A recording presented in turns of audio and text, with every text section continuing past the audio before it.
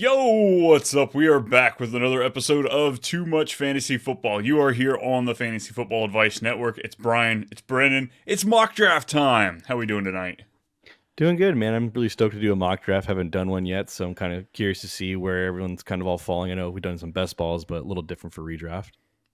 I know May's coming to a close and we haven't done a mock draft yet. Come on, what kind of degenerates are we if we haven't started that yet? So let's walk right into it. We are going to be doing a mock draft. Yes, it's redraft time, or we're going to say it is. We're doing a single quarterback mock draft, two running backs, two wide receivers, a tight end, and then a couple flex spots.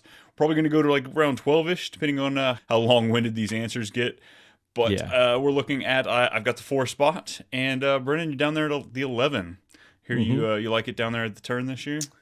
Yeah, I mean, like obviously, best ball and redraft are a little bit different, but it's you'll see when the team one picks at one, and then watch that back turn around and see the players you get, and you're just like, I don't know. I think I might rather have picks 8 through 12 and have those two guys compared to having CD, Tyreek, and whatever the leftovers are. Yeah, I'm pretty happy here picking at the 4 spot, but as you keep talking about that, I'm very nervous to see what's going to be left for me as we get to that second turn. So before we waste any more time, let's get this thing kicked off. Let's hit that start draft button, and here we go. So right off the bat, if you aren't watching along with us, we've got Christian McCaffrey, CeeDee Lamb, and Justin Jefferson gone, leaving me. I've got Tyreek Hill, Jamar Chase, Amon-Ra St. Brown. I'm a running back guy, so Brees and Bijan are definitely on the table here for me. Um, Let me ask you: is Brees your 1A or is Bijan your 1A between those two after CMC? I think I would take Bijan number one. Okay. I think I like him just a little bit more. I do like what the Jets did with the offensive line. They took a offensive lineman in the top 10 overall, as well as got a couple of guards. Granted, they're older, but I feel like they put him in a great situation. But I just really feel like the Falcons. Why can't I say it confidently? I think the Falcons are going to be a better offense than the Jets. They're very similar. Elite back. They've got a bona fide number one, questionable number two, some younger talent behind there. Uh, Kyle Pitts. Yeah, I'm gonna go. I think Bijan would be my number one over Okay. Brees. Fair. I'd probably take both of them over CMC this year. I don't know. Is it time to throw Dang. the red flag for CMC? Like, No, do we need to start getting nervous? I think this is. I think you can still ride pretty high. So Well, I feel like Tyreek kind of dropping, falling to the 4 spot. I almost feel like he's been locked into that, top 3 with Lamb and CMC. So I'm going to go ahead and take Tyreek Hill. I'm not going to think too much of it. Grab a wide receiver early and see how that falls to me. So you're up on the clock. Bijan and Brees did fall. So top 3 running backs off the board, and then a slew of wide receivers after that. Where's your head? yeah, this is where like I'm. You know, I think a lot. I think we'll see more wide receivers go after my pick as well, and even go to like your pick. You're just going to be seeing some scraps of some guys. So I definitely do want to walk away with a wide receiver. I don't want to go to running back here. I think that's not the play this year, especially. It's half point, so I mean, I like Jahmyr Gibbs. This is full point. I think I'd take Jahmyr Gibbs here, but the half point, like it's so hard. You look at Garrett Wilson and you just see the amount of targets he gets every year, and you're just like, he has Aaron Rodgers at quarterback this year. Like he has competency at quarterback this year. Just I get it. 4 snaps and the torn Achilles. Like I'm gonna believe that Garrett Wilson finally cracks the top 5 this year as a for fantasy purposes. I mean, you've got to think that Aaron Rodgers, he's going to at least double his output of last year. I'm seeing at least 8 snaps. I've got him projected for 12 snaps this year, but, if Garrett Wilson, nobody has seen more targets over their first 2 years in the NFL, so Exactly. it should be a guaranteed just top, first round pick for Garrett Wilson. hmm After that, it went Saquon and Jahmyr Gibbs. So I'm staring Doubled at up. guys. Yeah, right. I'm staring at Jonathan Taylor, Marvin Harrison Jr., Kyron, Drake London, Ayuk. Um, I do think I can get good running backs on the back turn at my next round 3 and 4 picks, but it's really hard because I mean, obviously we can be a little bit biased, but Jonathan Taylor is a really really good running back, and I think what opens up more is with Anthony Richardson coming in. I think I think Jonathan Taylor's workload is going to be the same. He has nobody behind him now. Zach Moss is gone. Evan Hall is the RB2 maybe, or maybe it's Trey Sermon. Who knows? Again, I think Jonathan Taylor is going to be a workhorse type back, so I will take that. I think it's a great snag. As we kind of talked about the 1A, 1B for Bijan and Brees, I think there's a clear top 6 for our running backs this year. Yes. You have Kyron and Achan in that next tier, and I think it is a significant drop off. Maybe not necessarily in the output or the talent level, but the risk.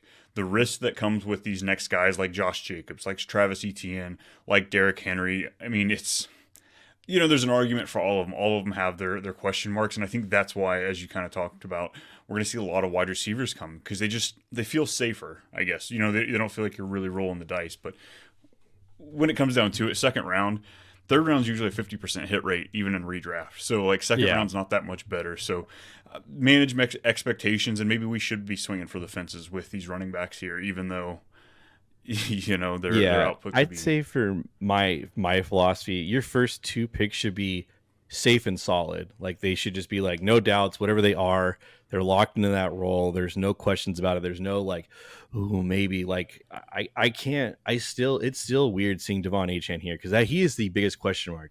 There's no way that guy can be that efficient on the ground with, like, what is it, 7 yards a carry? There's just no way he keeps that. It's going to be interesting. I'm excited. I'm kind of statting out to where I see players go right now. I don't have him statted out for 17 games, or at least when I do, it looks weird. So he's definitely a player that I've struggled to figure out how to analyze him, with not counting in injuries, but he's clearly not going to be a workhorse game in and game out. They spent a third round pick on the player out of Tennessee. They also have Mostert still. But I ended up going Nico Collins. I went wide receiver there. Redraft, that's not me. I'm a running back guy. I like to take mine. Most of the leagues I play in, running backs are pretty aggressive, so this one's hard for me. But I think I'm going to go Derrick Henry here. Third round still starts to become a gamble here. And I just think, as you kind of talked about before the show, Keaton Mitchell isn't going to be ready for week 1 from what we're looking at. So Derrick Henry, he could fall into a lot of touchdowns this year. If he gives me a Montgomery season, it's great. It's absolutely great. I'd love a nice, 1B running back to pair with him. He's not a guy I want to necessarily lean on at this point in his career, but I'm okay with it. No, I think it's a good start. I mean, like I said, like at your pick, like I think that drop off is Olave. I think after that, it's just kind of like, who do you prefer, kind of a thing. Because I think after that, it's like, well, do you really want to take Sam Laporta that early? Do you really want to take all these? I guess you can say question mark. Like ETN's great, but like I don't know. Like it sounds like Peterson really really wants Tank Bigsby to be kind of like a 1B type back, and it's just like he wasn't good at all last year, so it just fell on ETN's shoulders. But like it sounds like they don't want to have ETN be that kind of a workload back. And then like again, like Stephon Diggs, like you took Nico Collins, and I've seen Stephon Diggs go before Nico Collins just because they believe in Stephon Diggs in the name. It's just a matter of like your perception of what you think. So like I do like the Derrick Henry pick. I think Derrick Henry is a pretty safe pick. Honestly, I think he's a lot more higher on my board. Just because I feel like I'd rather have him over the guys that have been taken, except for maybe like Josh Allen. Josh Allen's one of those guys where you take him where he's at, but he's going to pay off in the back end just because he'll probably finish that, as the first quarterback. Yeah, that team won. McCaffrey, Laporta, and Josh Allen building it around all the number ones. Yeah. Won't be the number 1 wide receiver, that's for sure, though. That's true.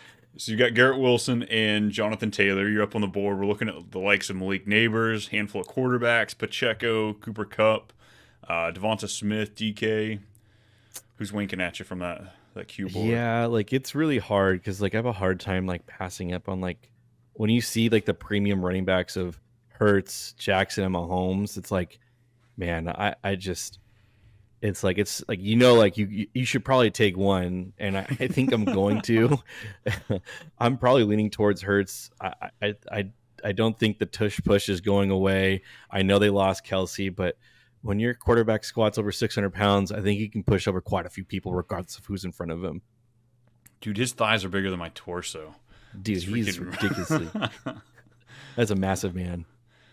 Sure is. So we got the quarterback there lined up. Kind of gonna go anywhere here at this point still. Yeah, I mean Cooper Cup's the top here, like with Devontae Smith. I think these are all like solid, wide receiver twos. You really don't hate. The two that I'm really leaning towards right now is DK Metcalf and Mark Andrews. Um, I think DK Metcalf's going to have those like spike week games, and I'm all for it. And then Mark Andrews, I think is just like I think he's a little bit downplayed on the rankings because he missed some games last year and everything else like that. But I still think he's the best option for Lamar Jackson. As I keep talking about him, it's really hard to not take him. So I think I am going to take Mark Andrews here. Damn. So after that, Stroud goes, Cup, Jackson, Devonta Smith, Rashad White, James Cook, and you are on the clock, and you have some players here. Oh, some decent picks here. Yeah, look at Team 7 there. 4 straight wide receivers. This ain't best ball. This ain't best ball. He's got a nice bench at wide receivers. Yeah. I'm slightly tempted. Patrick Mahomes is on the board here. It's late in the 4th round, so I feel like anything past this is pretty good value for him. Trey McBride, Dalton Kincaid are going to be the last 2 of the elite tight ends. Kyle Pitts, I guess, is flirting with that tier for me this year. Love to see Joe Mixon here. Had I not taken Derrick Henry, that'd probably be the running back I would have built around if I went 3 straight wide receivers. Tank Dell, unfortunately, I can't. I don't really want to double that up.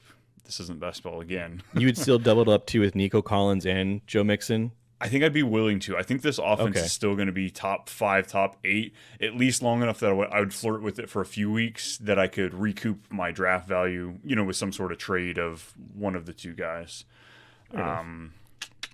Zay Flowers is sitting there, DK Metcalf. Oh, this is actually it's quite the decision for me. I will say this is the same spot in best ball that I am struggling because the wide receivers don't have me jumping over, jumping through hoops to like grab, while also you got the onesie positions that are very. I'm gonna go Trey McBride. I'm gonna go top end tight end.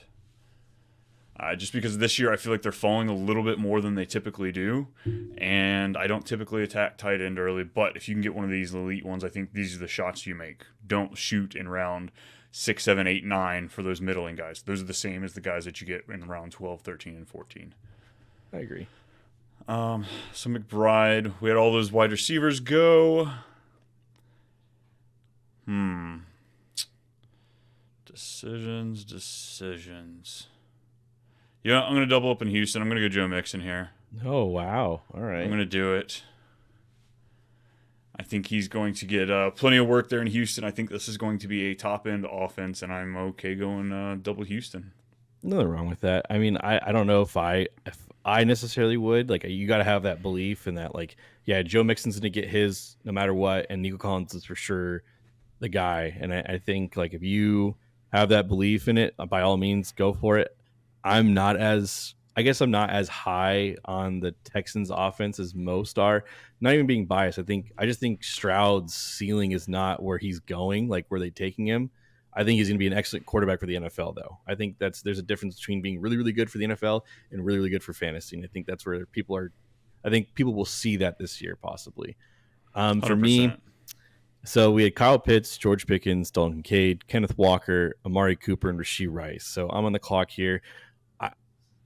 E. Higgins is falling, and I'll look at him later on. I still probably won't take him. There's for whatever reason I can't, whether it's, I just know he's never going to be the one, or it's just the injury history, which I do believe he's injury prone because it's hamstrings, and those just tend to keep getting pulled. So I really, really like James Conner, though. I think James Conner is severely underrated every single time. He always puts up numbers, so I'm going to take him here. After that, well, I don't have to worry about it. T. Higgins went and Aaron Jones went. So now I'm looking at guys like George Kittle, which I really don't need. Christian Kirk, Roma Dunze, Montgomery, Terry McLaurin, Jaden Reed. Man, this is another interesting pick too, because it's like these are all like fringe guys, but I think there's one safe option here, and there's one like swing for the fences option here. The safe option is Christian Kirk. I think he's a safe option here, but I think the swing for the fences is Terry McLaurin. And I say that just because of the new quarterback and who he could potentially make him what he was when he first came into the league, and he was awesome. And I think that's what I'm going to lean. I'm talking myself more into him taking Terry McLaurin. Oh, Scary Terry's gone. All right. Going to tag him with Garrett Wilson as your 1-2 punch. Yep. Oh, man. Well, Anthony Richardson didn't fall. Not a quarterback early guy, but you know what? I've been taking him all over the place. Probably should have taken him over Joe Mixon. I got a little greedy hoping he'd fall to me just because I knew I wasn't going to take a running back at this spot. Oh, boy. Oh, boy. So I'm pretty happy with my running back. I'll probably clean that up later on at the end of the draft. So I want to start hitting wide receiver because I'm not used to having this few. Jaden Reed, or one of the Kansas City fellas. I think that's probably where I'm looking at here. Can I get consistent work out of Kansas City? You know what? They burn me every year. I can't keep getting the scars unless I take the shot. So we're going to go with Youngblood. Go Xavier Worthy. Moved up a couple spots in the draft. First round pick. It's got to work eventually, right? It's got to fall back to me. Do you think he finishes with more points than Hollywood? If he does, I bet it's less than 40 points. Okay. I can see them finishing pretty close this year. I can see them both being a pain in the ass, high-end wide receiver 3. Okay. You know, you get some booms from both of them, I'm sure. But I bet it's a consistency that annoys the crap out of us most of because you'll get some dud weeks and you're just like, what do I do? But you can't, just like Calvin Ridley last year, you can't bench him. Oh, that was so annoying. I was so frustrated with him. I was just like week 1, and then afterwards, I just like I don't know what to do with myself. Oh, man. Speaking of Calvin Ridley, there he sits. Hollywood Brown was the only one that sat there. Jaden Reed and Chris Godwin was kind of hoping one of the two would fall back to me. Yeah. Did a bit of a dead spot here. I'm going to go ahead and grab Kyler just to get the correlation with Trey McBride. Now, again, redraft, this isn't something you have to aim for. It's really not a huge game changer, but if you can get it and it works out, you don't force it. I think it's always a fun option to have. So Kyler Murray, Trey McBride, come join the team. That's actually a really good stack. I should have gone. I mean, if I could have, I could have gone Lamar Jackson, Mark Andrews, but I just think Jalen Hurts just outscores him just a little bit just this year again. Yeah, I like the Kyler pick for sure. I think he's high. I have him higher than Joe Burrow just because of the upside of with the legs and moving around and rushing and everything else like that. So after that, it goes Dak, Zamir White, Tony Pollard, Hollywood Brown, Evan Ingram, Calvin Ridley, and now I am on the clock, and I have some fringe RB2, RB3s. Then I have some, wide receivers here that, it's just a matter of like where I think they finish. And so I do like Raheem Mostert. I do like Najee Harris this year for redraft. Deontay Johnson, I'm actually a really, really big fan of him. Full PPR, half point. I'm a little leery just because I think he's just going to be a reception king there. Brian Thomas with Jacksonville. And then Lad McConkey, which I just, hey, he's going to do most of his work out of the slot. I don't know if that's my, what I really want. I think I'm going to take Brian Thomas. I think he ends up potentially having more points than Christian Kirk. I don't know about receptions, but I think he potentially has more points, though. Yeah, those explosive plays. I think we should see a good handful of them from Brian Thomas this year. Yeah. After that, it went Jordan Love and Raheem Mostert, and I am on the clock here. So I think I'm going to take one of the other guys, and I think I'll have Najee as my flex instead of Brian Thomas. So after that, it goes Njoku, Lad McConkey, Nick Chubb, man, Javonte Williams, Caleb Williams, Jackson Smith, and Jigba, and you are on the clock, Brian. Not gonna lie, I really wanted Jason to fall so I could take him because for all of you that check out the Too Much Best Ball show, you will know that you don't want to get reactionary when you get to a point of your exposure. Your exposure is going to get to a certain point, and you don't want to start taking other players just to offset your exposure. You want it all to come natural. But I have been in a pickle where I've been taking a lot of Deontay Johnson and more Christian Watson than I want to talk about openly on this show. But those are the guys that are staring right at me. Keon Coleman, A.D. Mitchell. This is redraft. Those rookies, they usually don't start picking up until halfway into the season. Time and time again, you see rookie wide receivers drafted. They're dropped by week 4 and they get picked up 2-3 weeks later. So I don't know if I want to hold one of those guys. Oh my goodness. I'm going to take Deontay Johnson here just because I took Xavier Worthy. Christian Watson, Xavier Worthy. These are horse of the same color. These are the same type of players, so I want to kind of diversify a little bit, get myself something more consistency for my flex wide receiver after Nico and Tyreek Hill. But had I gone Jaden Reed or Chris Godwin, then I think Watson, despite Watson and Reed being on the same team, I think those are, an opposite type arc player that I would have paired with Watson. So here I am back on the freaking clock, and Jonathan Brooks went. Damn. He's going to be a guy that's going to keep moving up the boards in redraft. I don't think, because he's what in best ball when he first came around, it was like RB. He's around the same tier like Tony Pollard, all those like back end guys, and he's starting to slowly move up. I think by the time we come to August, like real draft season, he's going to go probably around round 7. I think he goes right before Zamir White. Yeah, it's ugly. It's not fun. He's climbing. He's now flirting inside the top 24. He went, Jalen Warren, Zach Moss went. A lot of these 0 RB targets that you usually see. Austin Eckler's on the board, but we can go ahead and just keep on scrolling. Christian Watson is still there. Just because I know I've got a problem, I'm going to keep scrolling a little bit. Trey Benson, I do like, James Conner, but of course he misses games. He misses games every year. Trey Benson went in the 3rd round to Arizona Cardinals. He can catch passes. I think he's going to be a nice plug-in piece. But do I take him? Stop. You can be quiet. Don't do that. I really need Trey Benson. That was my hand because I had James Conner. Yeah, I'm actually going to reach a little bit past him. I like Trey Benson. If we were in best ball, he'd be snatched up. But I'm going to go Tajay Spears here. I think he's the guy to own in Tennessee. I think he's going to be a great piece for Will Levis. He can catch him out of the backfield. He's fast. Oh man. He didn't make it to you. Eckler, Watson, Goddard, Hawkinson, and Trey Benson followed my pick. Devin Singletary went right before you, and you're up on the clock. That's painful, man. It was just a couple picks away. Would have been felt really good to owning James Conner just because I know there's a higher chance of him missing a couple weeks. So to own the backfield guy for Arizona is just such a nice thing to have. So I'm staring at Keon Coleman, who I do like. Another guy we were just talking about before the show started, Jameson Williams, Curtis Samuel. That's another thing too, is that do you think Curtis Samuel is the guy to own in Buffalo, or is it Keon Coleman?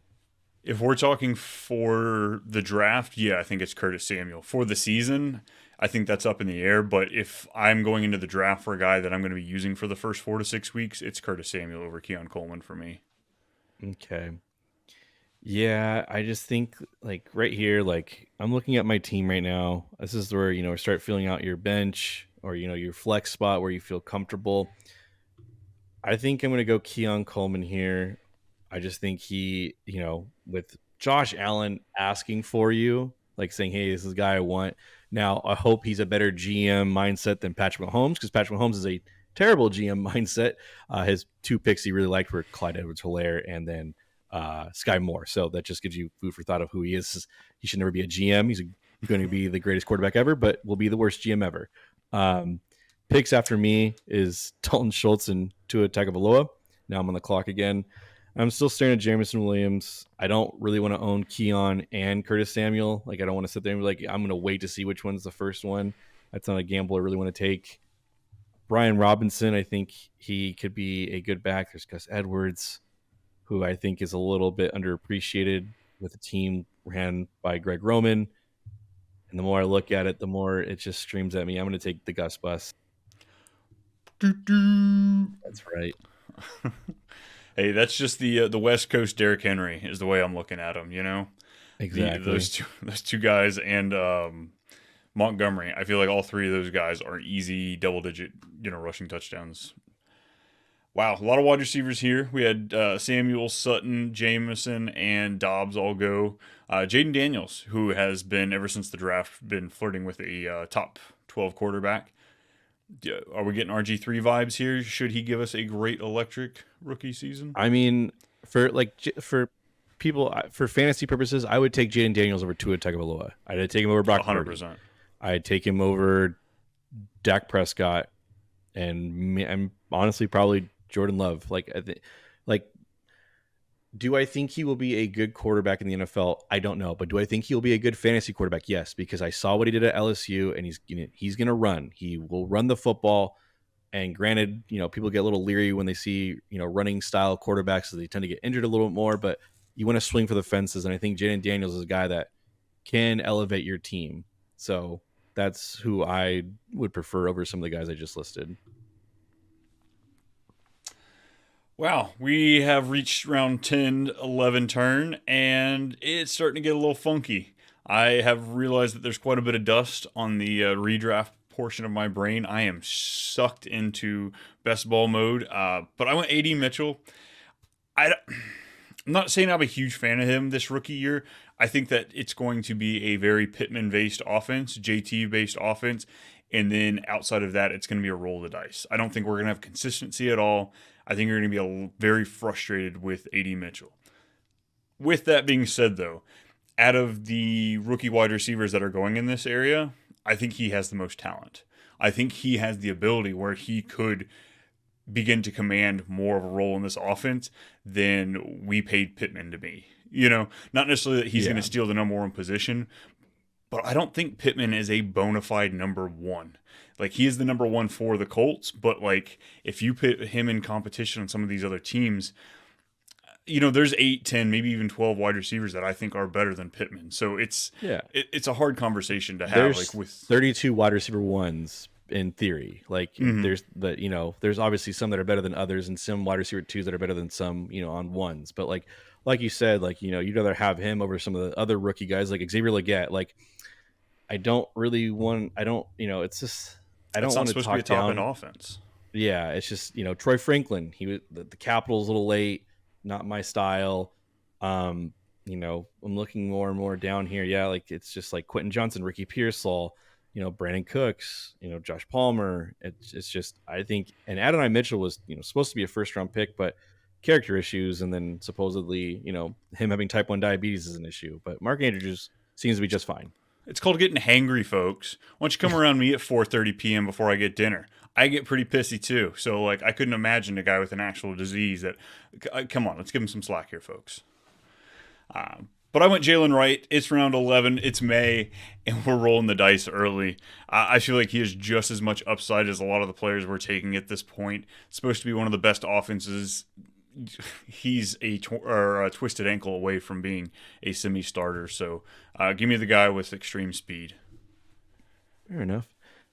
So after you, it went Chase Brown, Ezekiel Elliott, Khalil Shakir, Trevor Lawrence, Josh Downs, and Pat Freiermuth.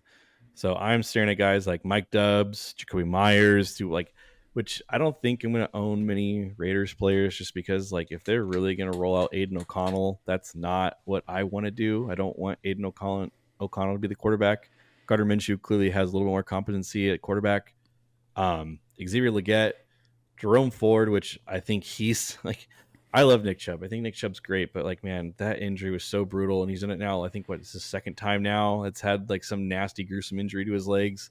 I just, it's hard to imagine that he comes back and is perfectly fine. The rest of these guys are kind of just they're going to win you a week when you start them, but you just don't know when to start them.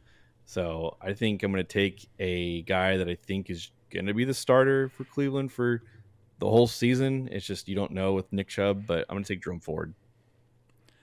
I think, if anything, this really speaks to the late QB strategy. We both definitely were a part of early quarterback. We took immense upside with guys that can rush.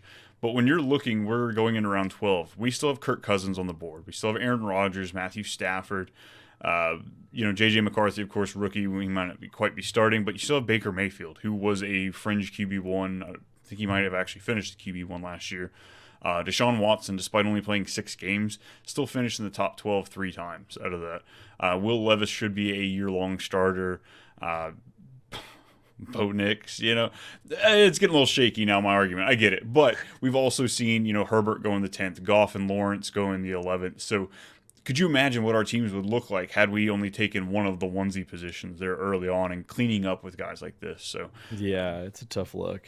Yeah, don't fear in one quarterback leagues. There is so much to be had later on. Yeah, and I think with my last pick, I'm going to take the guy who's listed as wide receiver 1 now. Will he be for the entire season? I don't know, but at least I know he has been with his team. He's played with the same quarterback, so I'm going to take Joshua Palmer. I was wondering. I was like, wait, where is the QB or wide receiver 1 at this point in the draft? It's technically on the depth chart. He's wide receiver 1. We just don't know who's going to be the wide receiver 1. But, I mean, I think, Lad McConkey is going to be a slot guy, and he'll be on the outside, and Quentin Johnson's going to drop some passes and make everybody frustrated. Yeah, he'll still be on the depth chart, though, unfortunately. Yes, he will. Well. Jerry Jeudy. Dude got paid. He's a Jag. And with a whole bunch of money in his pocket, though. And I feel get paid. Up until the last 3-4 years, I feel like that was one of the tried and true things I knew about fantasy football. Follow the money. Ever since Todd Gurley's contract was just voided and kicked to the I feel like ever since then teams have had no worry. Like, all right, we won't be judged for saying and just eating a contract. So it's hard to follow the money nowadays, especially with running backs. I feel like it's almost a death sentence if you follow the money. Mm-hmm. But Jerry Jeudy, man, Elijah Moore, I wanted him so bad last year to be good. I mean, traded theoretically they swapped a second for third for him. It was like some kind of capital move. I thought for sure, but I don't think he's that good.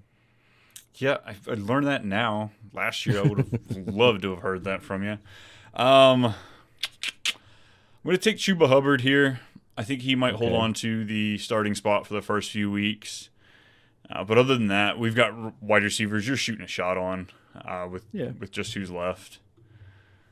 Well, that's wrapped it up right there for us. Yeah. 12 rounds in the book. I'll go over my team first. So I've got Tyreek Hill, Nico Collins, Derrick Henry, Trey McBride, Joe Mixon as my RB2, Xavier Worthy, Deontay Johnson as my flex. I've got Kyler Murray as my starting quarterback. And then my bench is rounding out with Tajay Spears, Jalen Wright, Chuba Hubbard, and A.D. Mitchell. It's a solid team there. So I started off with Garrett Wilson and Jonathan Taylor. My quarterbacks is Jalen Hurts, and I took Mark Andrews as a follow-around. After that, I took James Conner, followed it with Terry McLaurin, Brian Thomas, Najee Harris. My bench, which I can sub around with the last 2 picks, with Keon Coleman, Gus Edwards, Jerome Ford, and Joshua Palmer. All right, so you came home. You did a little leg work out there in those first 4 picks. You're making the legs look nice and good. I'm getting all excited here. And then you threw on the sweatpants with the Connor, the James Conner, the Terry McLaurin, the Brian Thomas right there. Just not the sexiest of picks, but no, they can still get the job done. I think guys like Gus Edwards, if he is going to be the workhorse back in Chargers, think about it. Last year he was RB7, right? Something like that. He was too high. He finished RB as 14, but he had 13 touchdowns, which I think when they get close to the goal line, I think they're just going to hand him the ball. So I just think that's what I'm expecting, the same thing as last year. Not as many touchdowns, but almost being the goal line back. Yeah, 13 touchdowns, and he did. Oh my gosh, J.K. Dobbins was going to be so amazing last year. I'm still dying on that hill. He was going to be amazing. Hey, he could be amazing this year. He's on the same team with them. Oh, shut up! I forget about that. Oh, I don't want to buy back into J.K. Dobbins. I just can't. Oh man. Well, everybody, we can't thank you enough for hanging out with us for our first mock draft of the season. Stay tuned. We're going to be doing them all summer long. Next up, we have a bunch of coaches conversations, and we have tons of exciting things coming at you. Brennan, before we get out of here, tell the people where you at, what you're doing, where can we find you? You can find me on X, Twitter, FFANBMulk, as you see in the name below. I am in the Facebook group for Fantasy Football Advice Network, and I'm typically answering most questions on there. So that's where you can find me most often. Awesome. You can find me here all over the Fantasy Football Advice Network channel. Pop it in on Too Much Fantasy Football, Too Much Best Ball. Of course, check me out on the Twitter thing. I've got at Too Much _ Brian. Hey, I'm there sometimes. You can send me messages every now and then. I might reply. It happens. It happens. Ask me about football. I know a thing or two. But until next time, we will see you, and appreciate y'all subscribing, liking, and hitting the bell. Later.